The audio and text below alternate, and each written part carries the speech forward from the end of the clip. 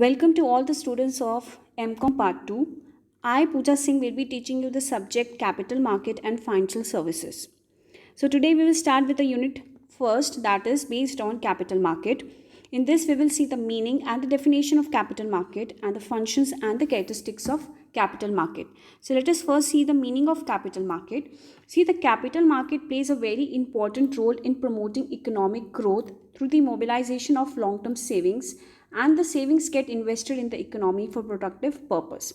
So basically this capital market is for long-term and medium-term savings, and these savings are indirectly helps in capital formation, which is very productive for the economy.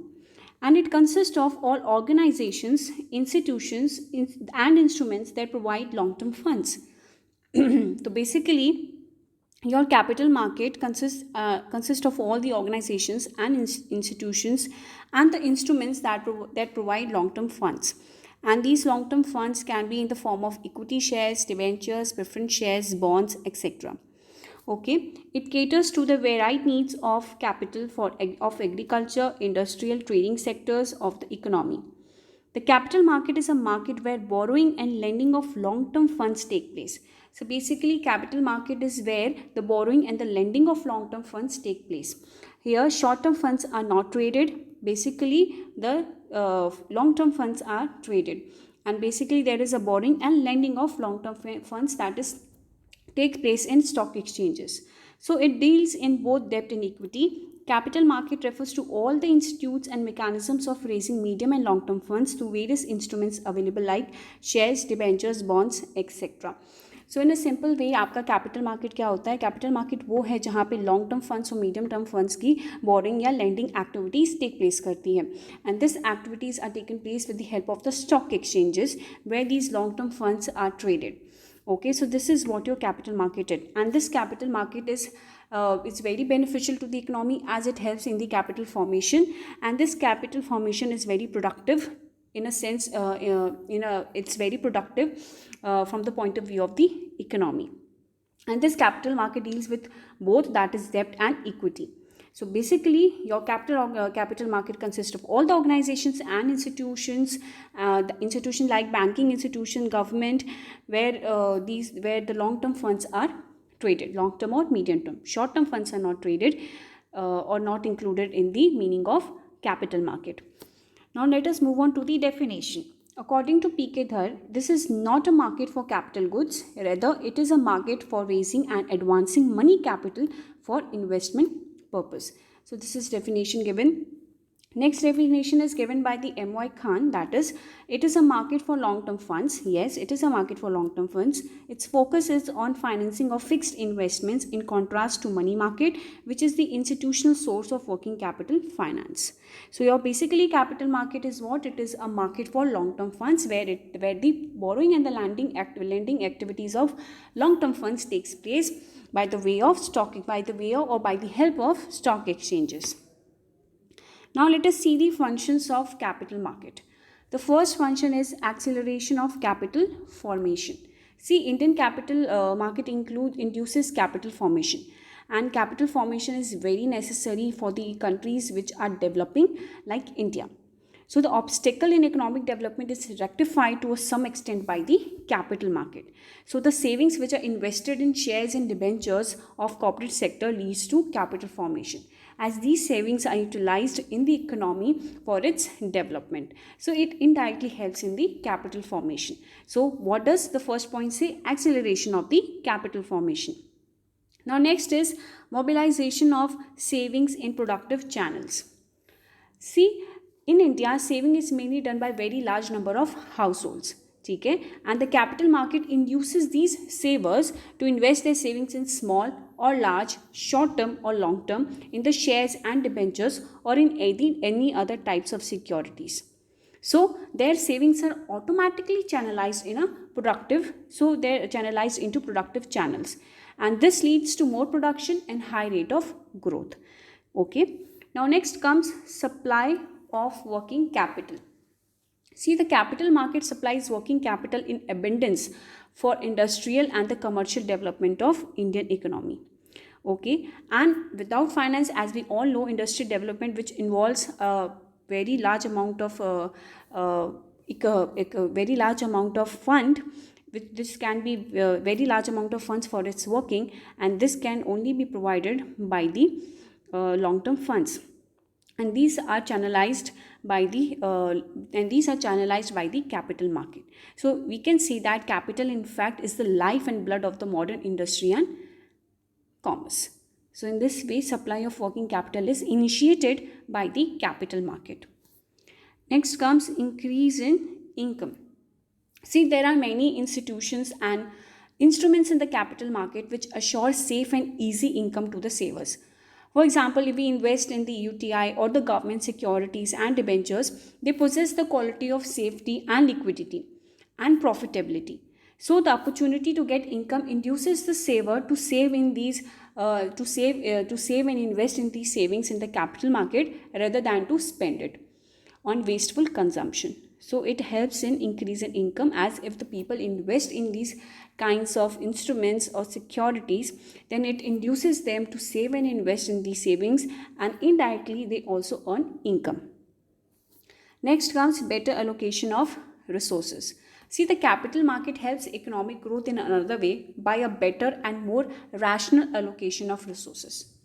See, in India, there is a strong preference for keeping wealth in the form of gold, jewelry, or landed property, and so on. And people tend to avoid investing in these securities or debentures or bonds. So these ideal resources can be mobilized by the capital market. They can be diverted into more productive and profitable investments. So capital market is the institution through which a better utilization of these resources can be made so that economic growth ensues. It means what? Gold can also be traded like a way of derivatives through the stock exchanges. So capital market also helps in trading of these kinds of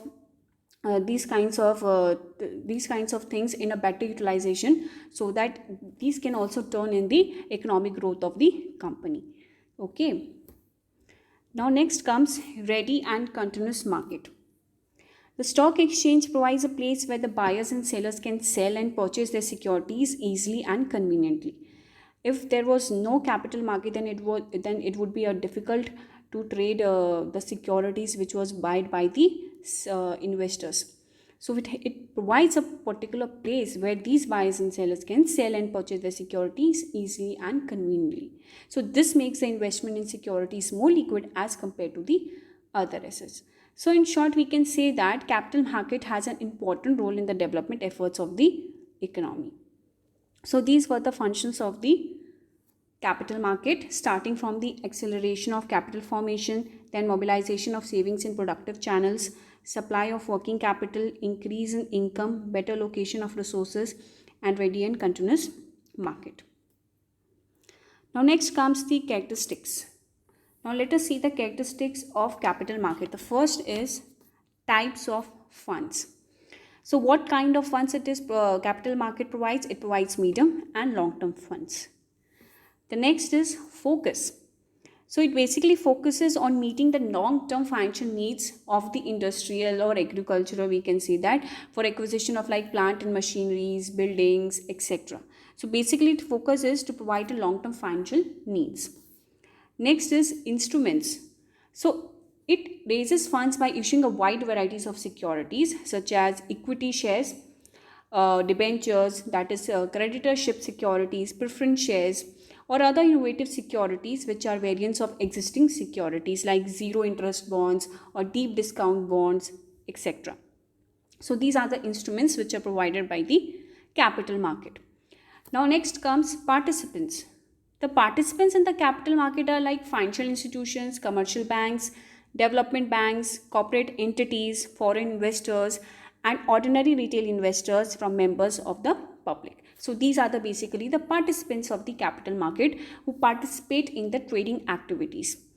Now comes investment outlay, means how much investment can be done in the capital market. See, its securities does not require a huge financial outlay that you must have a lot of amount of money to invest in the capital market or to trade in the capital market, since the value of units of securities is generally low, that is rupees 10, rupees 100. So anyone can invest or anyone can trade in capital market. Okay, so investment outlay is the next statistics. Now comes the duration of securities. See, capital market, if you know, I said earlier also, it deals with the medium and long term securities, not in short term securities. Next comes liquidity. See, its securities are considered liquid because stock exchanges provide a ready market for such securities. It is not like that you have purchased a particular security and now you don't have any place to get converted into money. But with the help of the stock exchanges, one can easily convert its securities into money. So this provides liquidity. Okay, so the another characteristic is liquidity. Now comes safety. See, its securities are riskier both with respect to returns and principal repayment because the issuing companies may fail to perform as per projections and promoters may defraud investors. So there is a little risk in capital market. Next is expected return. Its securities, for example, say equity shares generally yield higher return in the long run because the scope of earning scope of earning capital gains. So expected return, it depends upon the conditions in the market. What is the basically the conditions in the market and what kind of and in what kind of securities you have invested. So it depends on these things. Next comes the components. So the major components of capital market are the primary market, or you can say the new issue market where the fresh securities are issued, and the second is the secondary market, or you can say the stock exchanges where the long term funds are traded. So it basically directs the savings of community into their most productive investment opportunity, leading to growth and development of the economy. So the capital market should also be efficient in respect of the information that it delivers, minimize transaction cost and allocate capital most productively so that more people are attracted towards saving in the capital market instruments rather than in consumption activities. So these were the characteristics of capital market. Starting from the types of funds, focus, instruments, participants, investment outlay, duration of securities, liquidity, safety, expected return and components. I hope you have understand till now. Now next comes the structure of Indian capital market. If you see here is a graph, or you can see the chart where the structure of Indian capital market is shown. So the capital market, first the government securities, industrial securities market, and development financial institutions and the financial intermediaries.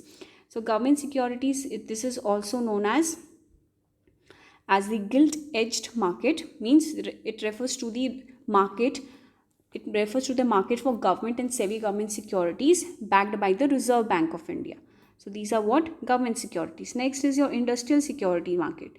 So this is a market for industrial securities, that is market for shares and debentures of the existing and new corporate firms. And buying and selling of such instrument takes place in this market. And this market is further divided into new issue market or old issue market. New issue market is also called your primary market, and the old issue market is called your secondary or your stock exchange. Okay, in primary market, fresh capital is raised by the companies by issuing new shares, bonds, units of mutual funds and debentures.